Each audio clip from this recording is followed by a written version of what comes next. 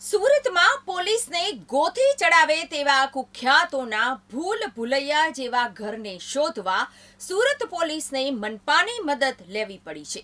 અને તમને નવાઈ લાગશે કે એક મકાનથી બીજા મકાન સુધી જવા ટેમ્પરરી બ્રિજ પણ બનાવવામાં આવ્યો છે.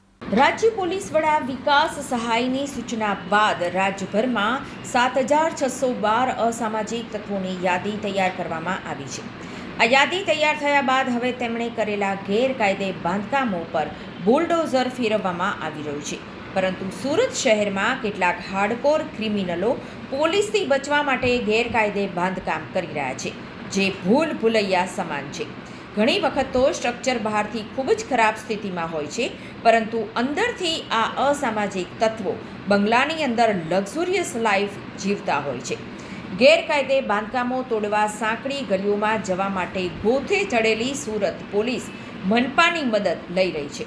અસામાજિક તત્વોએ પોતાના ઘરો નજીક ગેરકાયદે ફૂટઓવર બ્રિજ, ગૂંચવાયેલા રસ્તાઓનો ઉકેલ લાવવા નકશા મંગાવી તપાસ કરવામાં આવી રહી છે.